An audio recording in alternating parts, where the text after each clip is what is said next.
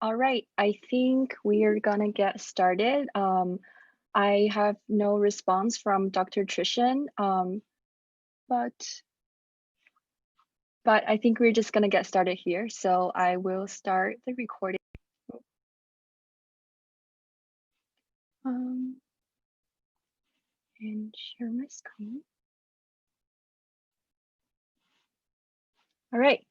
Hello, everyone. Welcome to Vital's third event of our Digital Health Speaker Series. My name is Pei Ying. I am the Outreach Co-Lead of Vital and the moderator for tonight's event. And tonight we are very excited to have um, three speakers who will be joining us tonight, who will introduce themselves in just a little bit. But for everyone who are new to Vital, welcome.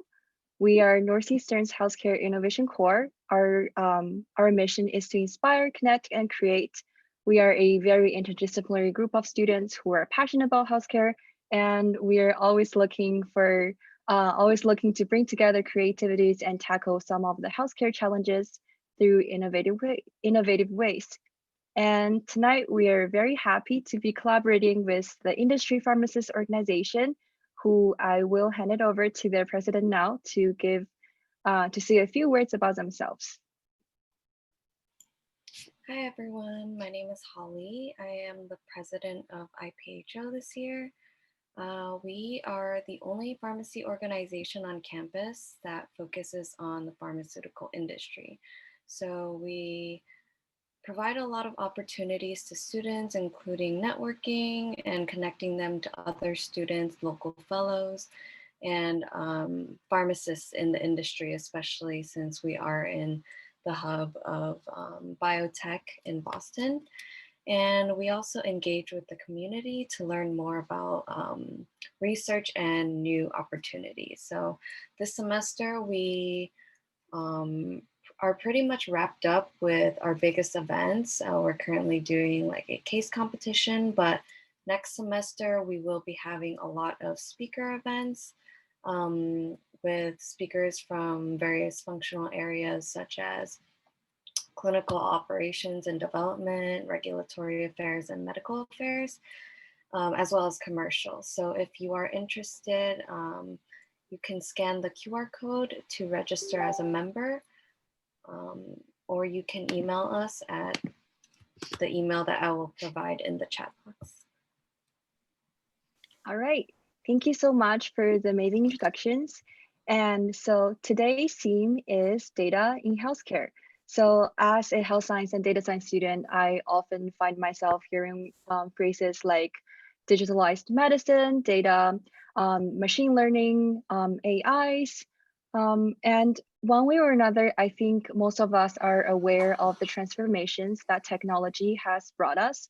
But and the foundation for that is data. But what exactly is big data and how does it changes the things around us so rapidly? So tonight, fortunately, we have three amazing speakers and industry leaders. Oopsie, hold on. Why doesn't the picture? Sorry guys, there's something, the picture doesn't show up. But anyways, so tonight we are very fortunate to have three amazing industry leaders and healthcare educators here to chat with us a little bit about data in healthcare. So first we have Dr. Trishan Punch who is co-founder and chief innovation officer for Wellframe. And then we have Ms. Nicole Billings, who is the director of lab services at Day Zero Diagnostics. And then we have Jessica Davis, who is a PhD student at the Network Science Institute and Modeling of Biological Socio-Technical Systems Lab here at Northeastern. So starting with Dr. Panch, who has just joined us, could you tell us a little bit about your background, your journey in healthcare, and a little bit about your company and your work? Sure, yeah. Hi, everyone. Good evening. Yeah, I'm sorry I was a little bit late. We just had something from 5 to 6 that finished late. Yeah, okay. So I'm Trishan. I'm a primary care physician by background and training, and I'm the co-founder of Wellframe.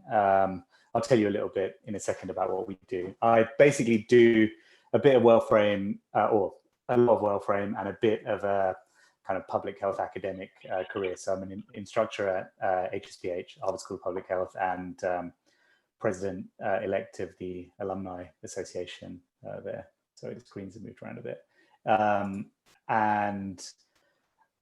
So I do on the research side, which may be interesting to you guys as well. It's just a lot of work in the translational issues around machine learning and making it work at the front lines of healthcare, but then also B, at health systems level, which really means around kind of how do you deliver, clinical and economic or business results like an ROI, and but then also not just the absolute level of those, but their distribution, particularly their fair distribution. So we do a ton of work on that. In the last year, we've had papers in Nature Digital Medicine, Lancet Digital Health, and those kind of places, and they're all open access. So if you guys want to look me up on Google Scholar, you can look into those more. I won't read through them in exhausting detail here because it would be super boring. But yeah, so with respect to WellFrame, what we do is basically we founded WellFrame back in 2012, and we're really kind of focusing on a primary care problem. Like, so when I was in medicine full time, you have this situation that you have like patients with long-term conditions, and the majority of demand for health services, the majority of variance in outcomes is determined by the management of multiple comorbid chronic conditions, which has now got a name. It's called multimorbidity. So and if you look at like the demand for health services, if you look at like where outcomes don't work out, it's all really in these multimorbid populations. So when as a clinician, what was happening is I was seeing patients kind of one after the other, as you do, and I found that I was often saying the same thing again and again, and then it would be months before I saw the patient again, and when I saw them, I would have no idea what they'd done in between the times where I'd seen them before, and whether the stuff I'd said had really stuck or made any impact at all.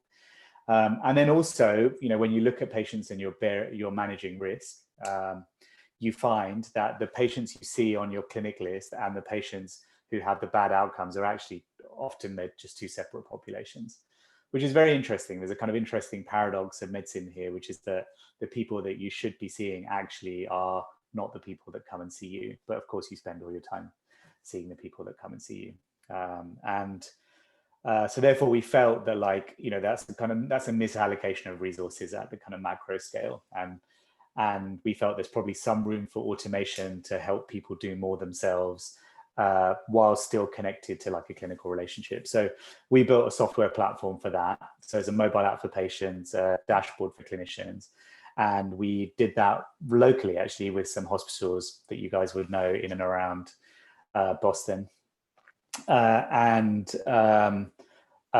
then went kind of a fairly traditional kind of venture route, and which kind of culminated, I guess, in the last few years, where we sell that same software to health plans, and they distribute it to their members or patients or members for free. And that now covers just over 10% of the US population, so around 30 million people. And there's two large networks of plans that distribute our software amongst their members.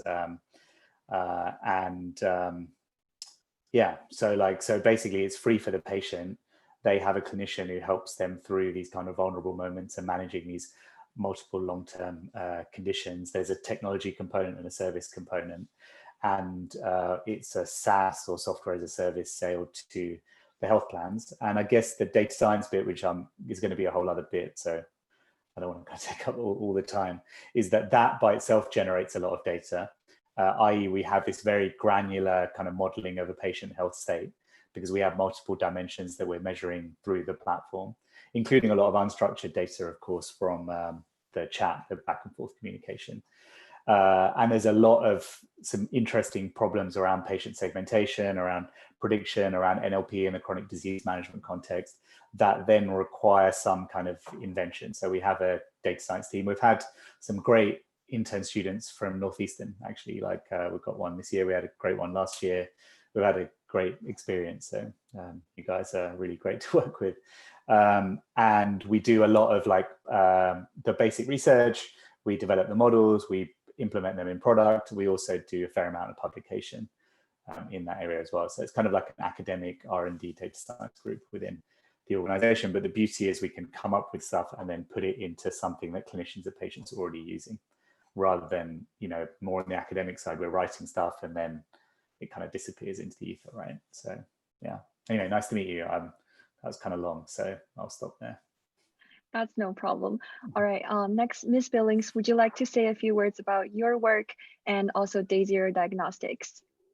Absolutely. Thank you for having me, and good evening, everyone. So I'm Nicole Billings.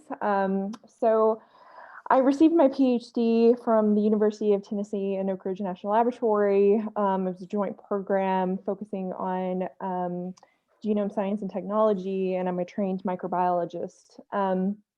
So after completing my PhD, I came to MIT to spend some time working on a postdoc position, focusing on infections of the human mucosa. So I was very interested in essentially model systems that could be developed to help translate information to clinical antibiotic resistance. So focused a lot on microbial biofilms, particularly of the lung. So I spent 4 years there in Katerina Ribik's lab, enjoyed every moment of it. But then I really wanted to build a career in biotech and industry. So I moved on to Draper in Cambridge, and I spent 2 years there working in their biomedical device area, and worked with a lot of fantastic biomedical engineers, spent a lot of time focusing on diagnostics around infectious diseases.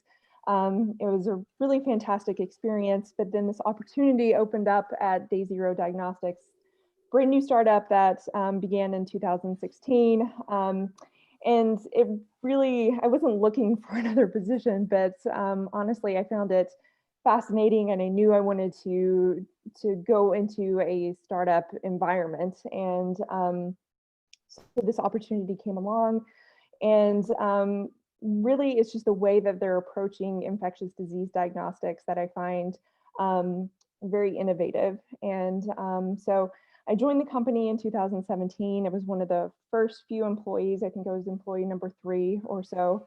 So it was from the very beginning, and I've been at Day Zero for 3 years now. So I've been able to watch the company grow from just a handful of employees to now 35 employees, and we're continually growing.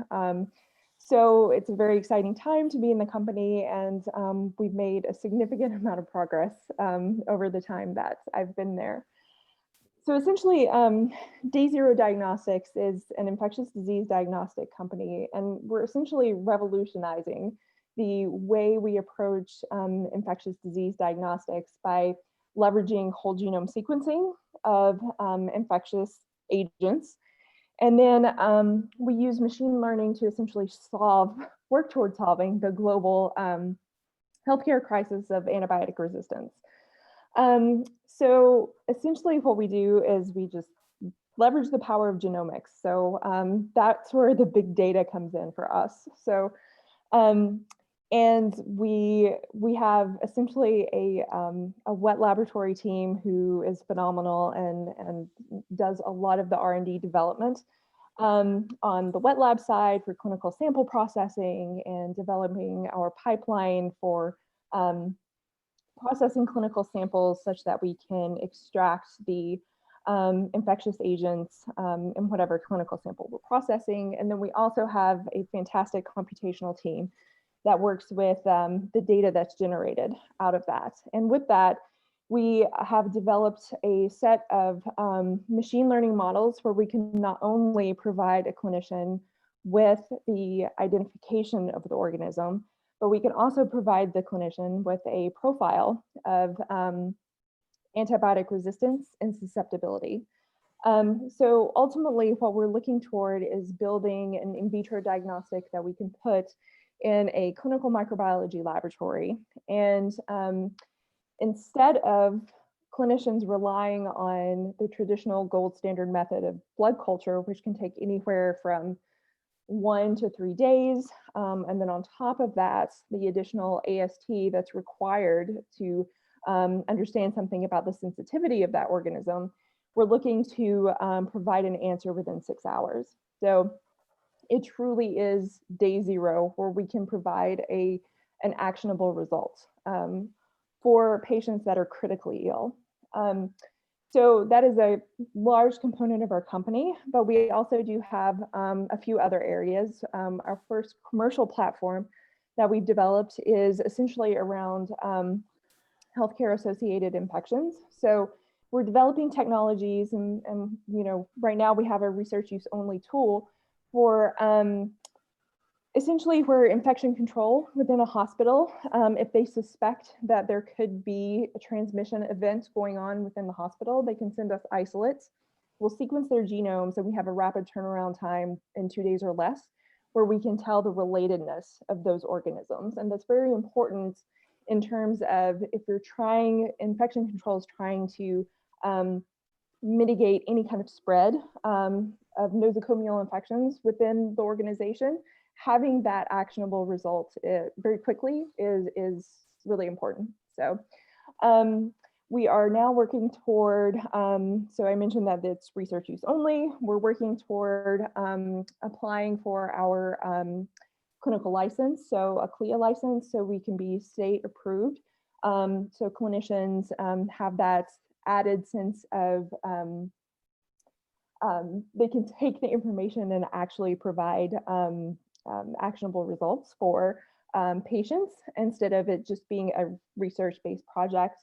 So we're actively working on that and looking toward completing our license within the first quarter of next year. So that's a very exciting time, and that falls under my domain in laboratory services.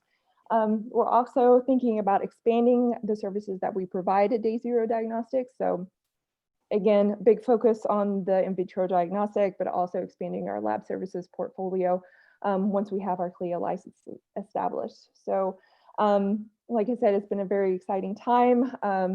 Trained as a microbiologist, but learning a lot about the incorporation of big data and how to solve very complex and important problems in healthcare. That is very exciting and promising. So next, Jessica, would you like to say a few words about you and your involvement in the COVID-19 research here at Northeastern? Yeah, so hi, I'm Jessica. I'm a fourth year PhD student at the Network Science Institute here. Thank you for letting me be on this panel. It's really, both of your two presentations were quite amazing. But yeah, so I started working on, or we started as a lab working on the COVID-19 pandemic in January, is when we kind of got the bat signal to start thinking about things.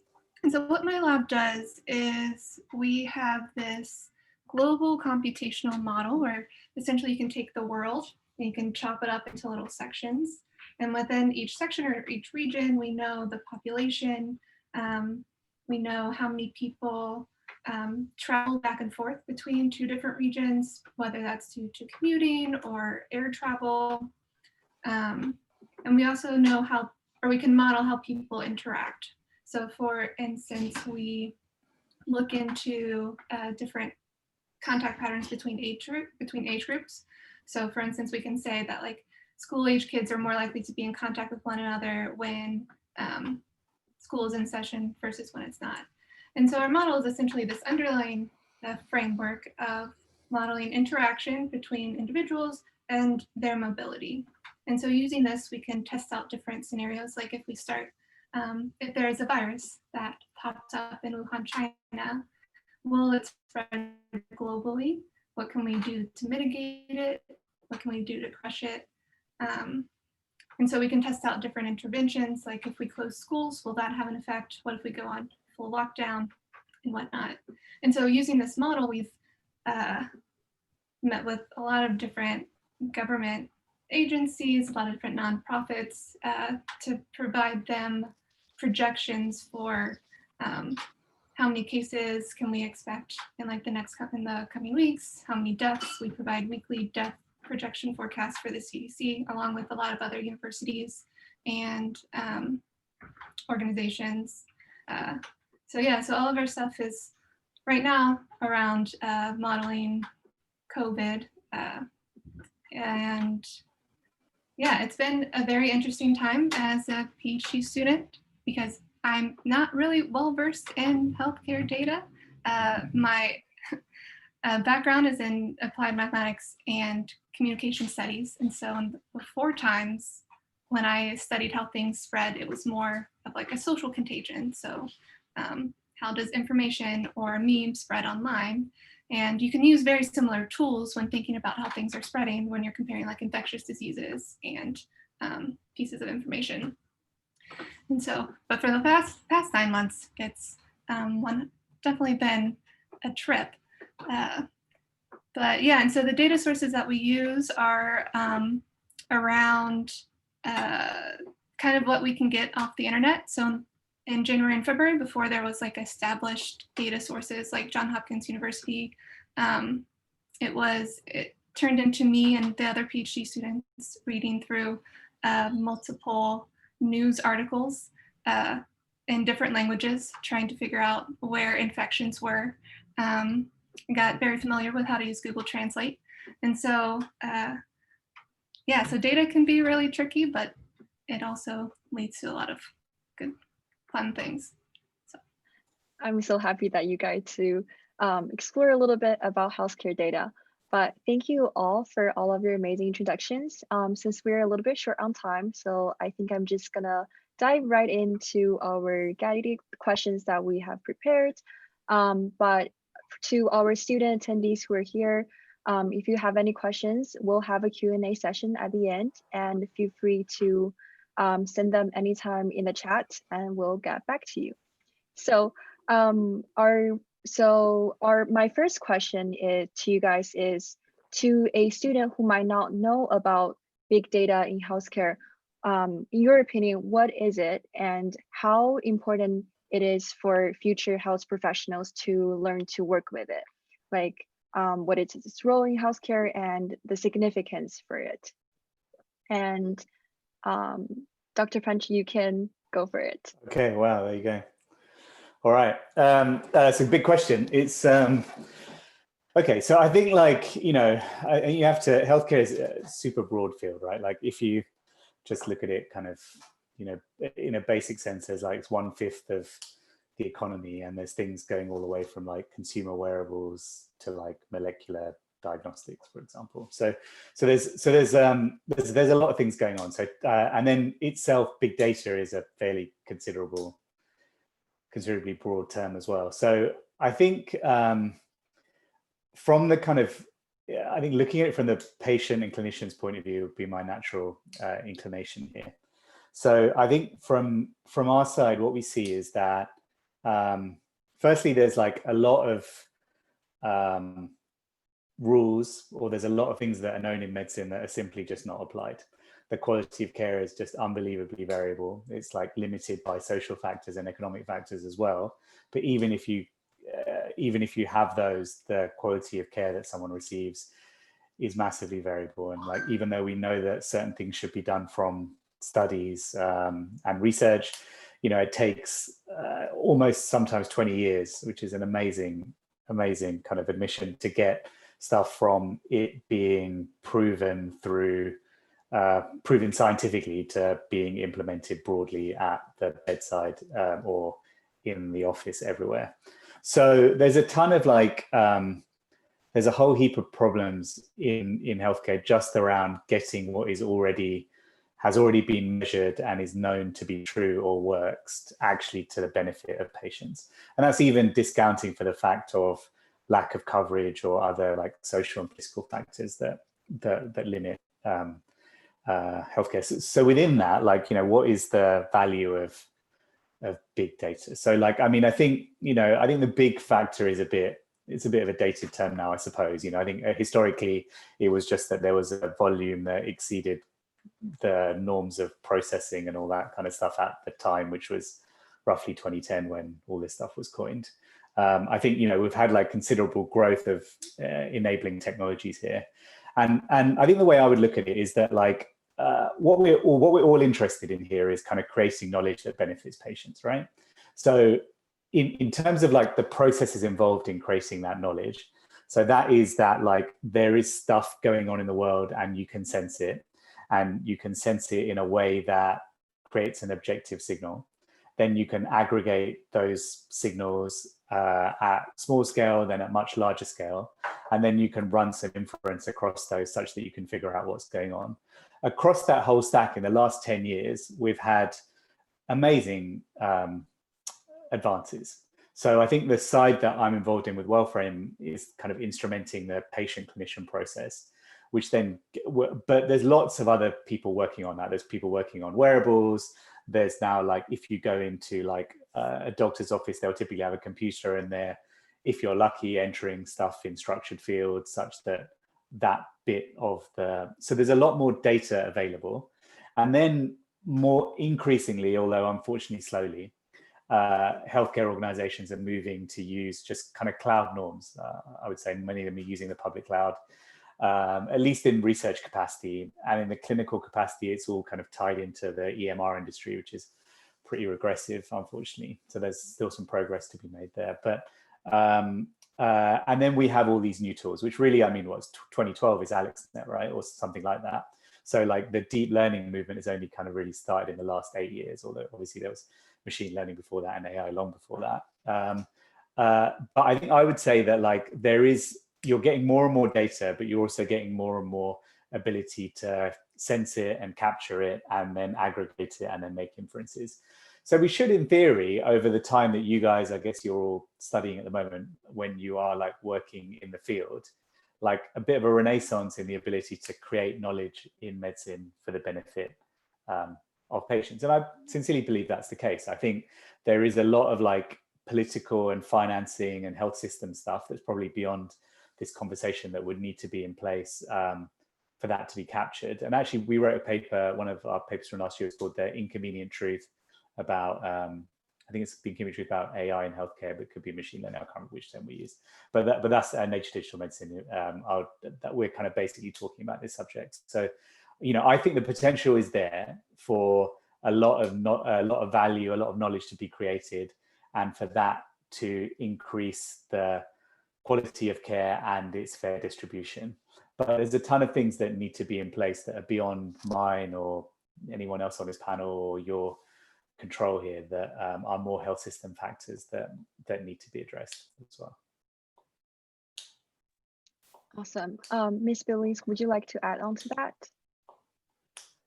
Sure. I mean, I think when I think of big data, I come at it from a perspective of it's big data that we leverage for the development of our diagnostics. So it's not necessarily platform tools that the patients would use directly, but it's more tools for a clinician to inform clinicians to then therefore downstream inform patient care. You know, as a microbiologist, big data for me has always been more in the realm of genomics or proteomics, and how to aggregate that data and how to understand it and process it, and develop tools that can then help you answer meaningful questions. So for us, some of the big challenges that we have to figure out is essentially how to manage all of this genomic information that we acquire, not only from our research platforms, but ingest information from hospitals. There's a lot of really system integration that we have to deal with on a daily basis. We're constantly receiving data from hospitals, and platforms are very different across institutes. So it takes a lot of work from the computational side of things to make sure that you know, we can aggregate data appropriately, that it's managed appropriately, that it's analyzed appropriately, such that we can develop our pipelines effectively and efficiently. So you know, it's really one small area of big data across healthcare, but it is, even though it is a small area, it's quite challenging just because of the differences that you observe across institutions and just the amount of data that you have to ingest. So. Thank you so much. And I can definitely relate to that because I work as a computational biologist co-op.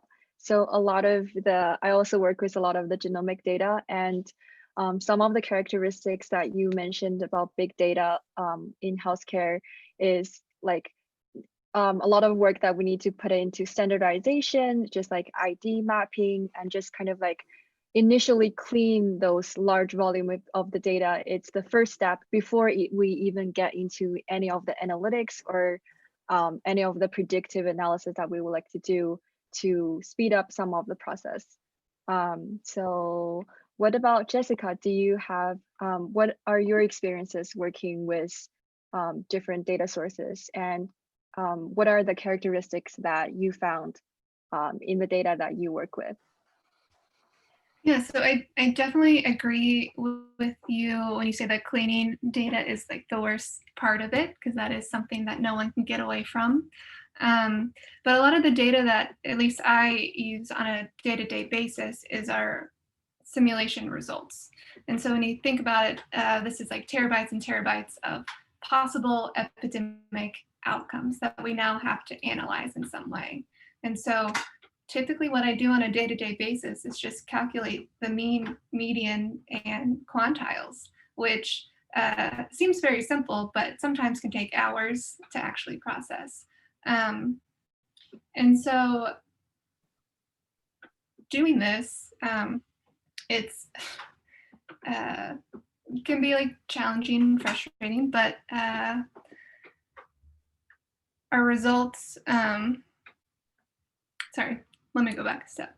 So the big data that we deal with is mainly our simulation results, but a big challenge that we actually have is turning the data into something that we can learn something from. So it's one thing to kind of calculate these numbers and look at them on a table, but a big part of data analysis is data visualization and conveying your data to, I guess in our case, it would be policymakers or the public.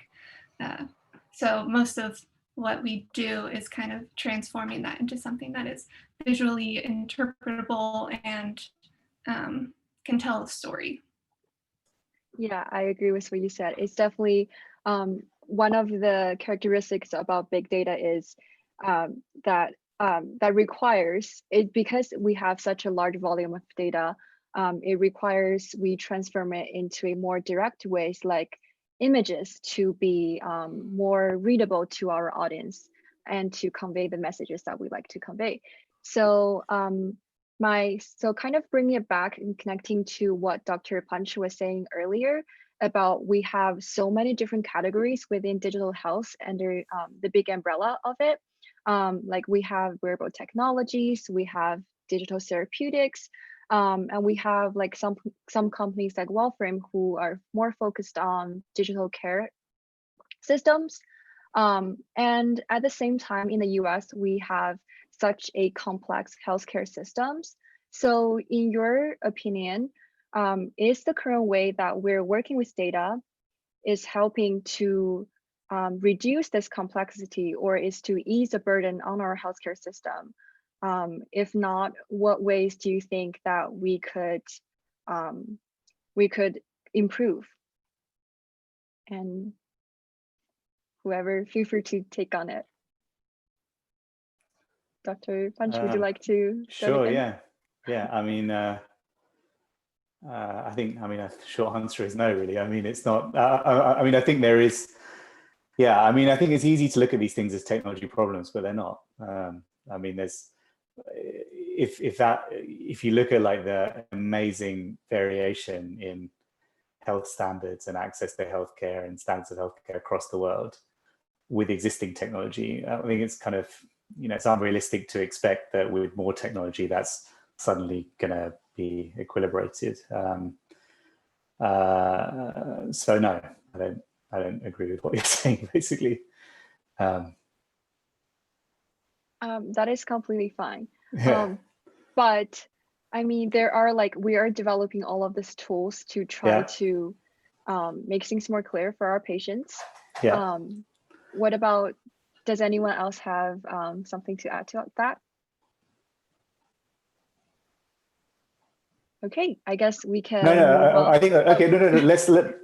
let's go with what you're saying, right? So like, I think like I think if you're thinking about like things at a systems level, i.e. like making some difference to like the national health outcomes, right? Which is basically what you're assessing here. Let's just take one country, the US. Like, so like there's a lot of different health outcomes, even if you're looking at and it's massively causally dense, any one of them. So I think there is definitely difference that can be made in different pockets of that. But I think aggregating that up to a systems level change, I think people have to understand that a lot of the drivers, it's causally dense, a lot of the drivers of the outcomes are outside of what you would even as broadly defined as you can think of as the health system. And Right. so therefore, like just simply logically speaking, changing those elements within the health system through like technical innovation of this nature will certainly address those things that are within the bounds of the health system, but there's many things outside of that. So I guess just what I was saying, I'm sorry, I was maybe a bit too direct there, is not that like that's not a noble goal. It's just that we can change what we can change. If the question is about can you make a difference to the health system overall, it's very tough because there's so many things that are outside of and as clinicians we face this all the time. Like you do your job, you try and treat the patient really well, whatever kind of drugs and technology and stuff you're using. But unfortunately, it's like the social circumstances that patients see and the ability for them to afford the medication or the treatment and to kind of adhere with it because of the complexity of their life. So it's a very complex question to answer. So I didn't want to kind of, and I feel I have to, I know it's way beyond the scope of this conversation, I suspect, but I feel kind of as a public health person, I have some kind of duty to like not to just jump on a kind of techno bandwagon and overstate what we can meaningfully do. I don't know, I'd invite Nicole, Jessica, what do you think? I have to agree with you. I think the complexity of the healthcare system is just it's so broad. I mean, just in my very limited experience with large institutions that I've worked with across the country, you would think systems would be much more integrated than they are, particularly at large institutes. And they're simply not. I mean, just as something as simple as receiving data from the microbiology lab that we do quite frequently, and we have to ingest that data in a workable format. And you would think that would be quite straightforward, but every microbiology lab has different protocols in place. They have different platforms. I think it's gotten a little better in terms of some of the digital platforms that they do use, but it's still extremely complex. And even though there are federal guidelines for the types of tests they run and these sorts of things, every different hospital administrator has just a different way of managing their data, and it makes it complex and it's time consuming for us, but it's just kind of the reality. So yeah, in my experience, it's just very complex, and I'm not sure, at least in the near future, if that will streamline more. And this might kind of be a tangent, but when you all were talking about this, it made me think of data sharing with respect to different research groups that are studying COVID. So at the beginning of the pandemic, there were tons of different research groups that would look through all of these different articles and keep track of, or try and like create these line lists of data. So the patient's age, where they were infected, were they traveling, did they have any colleagues or like family members that were infected. And what I've heard in previous pandemics is that sometimes this data isn't really shared between researchers, or researchers kind of hoard it to themselves because you want to be the first person to publish on a topic, which with respect to public health issues, I think is not a good position to have. But what I saw with this pandemic is like Twitter kind of exploded with all of these budding data scientists who were starting these Google Excel sheets that were created by a bunch of different people who could read a bunch of different languages, who understood a lot of different languages, and were able to kind of translate these like public health reports that the country would write up, and then convert it into data that was usable by like our research team. So it would take hours for me to go and like look through different data sources to try and combine and get an idea of what was happening in different countries. But it takes 10 seconds to read a Google Excel sheet into Python and analyze the data. So that was really like, it was something that I wasn't expecting to see. And I think it also was true in the case of genotype, different genomic data. So I know that there were scientists in Wuhan who would, I'm not saying this correctly and I apologize, who would take the genomic data from the viruses they would extract from patients, and they would publicly share it, which apparently was very new. And so I think I'm still a naive researcher in that my eyes have not been open to like the cruel world of science sometimes. But it was really interesting just to see this emergence of like collective science. And so I think that's something that is a little difficult when you think of like all types of healthcare data. So like there's data that don't need to be shared publicly, or there's a lot of privacy issues that you have to think about. But in terms of some of the data that like research scientists like me use, thinking of it as like a collective is important. Right, thank you so much. And actually, Jessica, you brought up a really good point relating to one of our questions. So in terms of data privacy, let's coming back to day zero, Ms. Billings, in terms of day zero diagnostics and WellFrame. So how do you guys put your level of trust from your patients in terms of sharing their data in building your innovation products or in your work? That's a great question. Yeah, I mean, I think, Nicole, do you want to go first, or I can start, or whichever? What do you prefer? Be my guest. Go ahead. Okay, cool. Yeah, it's yeah. I mean, I think from our point of view, I mean, there's a very kind of clear line where we don't sell it to anyone else. So I mean, it's only used internally for the care of the patient, and then to develop products that go into the care of the patient. So that's relatively clean. There's no other data aggregation across plans or customers to do anything else either. I think in general is a very interesting thing here. I'm quite we are fairly strongly into this kind of whole local evidence-based medicine type approach.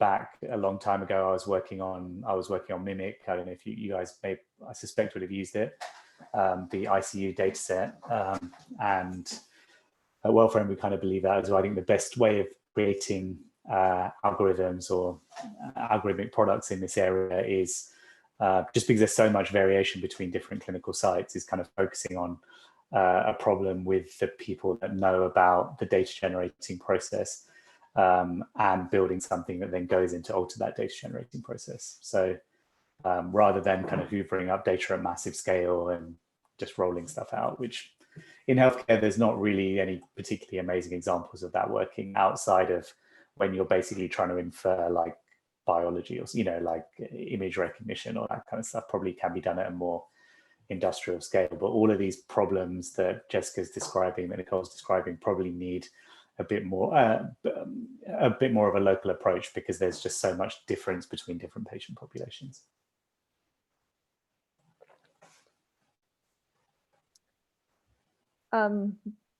Yeah, I mean, in terms of data for us and how we relate it back to patients, all the data we collect is proprietary to us. So we do not distribute data or sell it, or honestly, you know, I think there's a little bit of fear around collection of genomic data, particularly when it comes to patients, and they don't want their personal genomic information collected or shared or utilized for research. For our clinical studies, we do make it clear that our approach is to sequence the genomes of the agents causing infection, not to sequence the patient's genome. So we do our best to completely de-identify any patient specific genomic information, even the little bit of carryover of genomic information that we have, it's protected, de-identified, and not utilized. So, you know, I understand that there's hesitation and reservation among patients when it comes to the protection of their data. And so this is something that we try to actively manage within our organization. Thank you for clearing that up.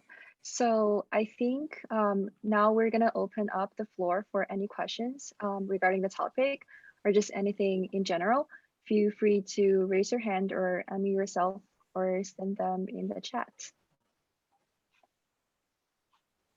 And if we don't have any questions, I'll just continue with probably one or two more of the questions that I have, given the time we have. Jessica, I actually have a question for you, if that's okay. You mentioned that you'd worked a lot, like pre-COVID, with communication data. Could you give an example of a project that you might have worked on with that and kind of how you got involved with it? Because I think I work in marketing and events currently, so I think that's super cool to kind of learn more about the way that information spreads, because that's definitely super important no matter like what field you're in. And you've translated it really well into healthcare, I'm assuming, because you've been working on the COVID research for the past 9 months. So I don't know if you had anything about that. Yeah, so I will say that my undergrad background is more in like theoretical communication. So I never really worked with communication related data there. But for the project that I worked on pre-COVID, it was more of a theoretical exploration of can we model how information spreads using this like can we model how information spreads using this approach where we assume something similar to the model that we use for COVID, in that like you can chop up the world, or you can think of like an online space as these little communities, and within each community, individuals interact with each other. And model and analyze it both numerically and analytically to like study phase transition. So it was very much more of a theoretical exploration, but there's lots of different communication data sources out there. So for instance, Twitter, everyone knows Twitter, but they have an open API. I think you can get like a 1% sample. And so there are a lot of people at the Network Science Institute that study how information, or more specifically like fake news, kind of can propagate through Twitter network, and kind of like how different individuals kind of interact with it. So lots of different social media companies like will give you access to some of their data, not all of them, but Thank you. All right, does anyone else have a question? I can ask a quick question. So I'm interested in, I guess, a lot of like this talk about health equity and more on the public health side. And I guess when we look at data, we train a lot of models. We have, huge data sets. But I guess what do you guys do on a day-to-day basis to make sure that the data you're working with encompasses every single person and not just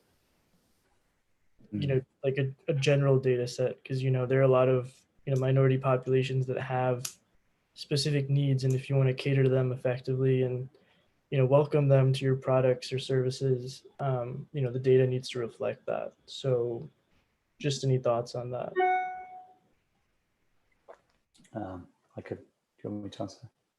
Yeah, Nivan, it's a great point. Yeah, I'm totally with you on that. I mean, I think there is an inherent difficulty, right? That like those most in need are kind of least engaged with the health system.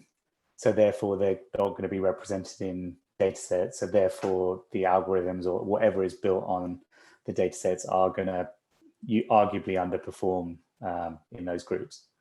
And you won't necessarily know about it as well. So this is the kind of algorithmic bias setup, right? So I totally agree with you on that. And there is an element of it that's just difficult to sort out because you're getting data from a care delivery system that, you know, we're always trying to make it better, but it's imperfect.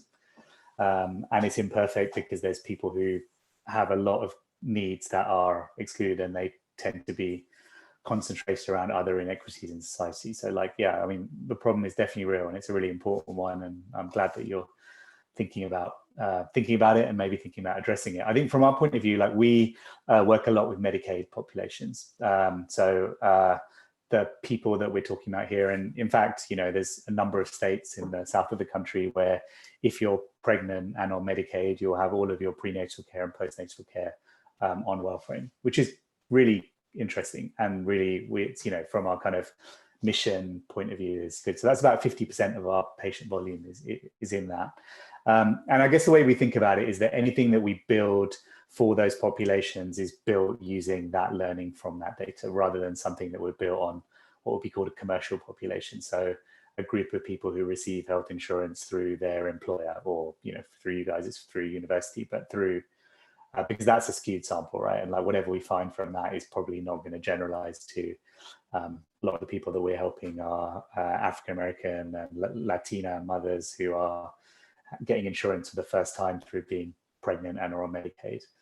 So yeah, I mean, we try and like get to those populations as much as we can. We're really, you know, feel very strongly that part of the mission is in serving these populations, and we are maybe unfortunate is quite the right word, but like because we can work with Medicaid, it means that we have a natural aggregation. But we totally accept that there's people who need Medicaid, for example. I mean, pregnancies, you know, kind of quite overt that like you will get some kind of care, but there's lots of people with all kinds of different needs who, even though they may be eligible for Medicaid, won't have coverage or won't, you know, be able to get coverage because it's complicated to get, and therefore will be excluded from the data generating process and therefore excluded from algorithms. And that, unfortunately, is something we're all going to have to do better at.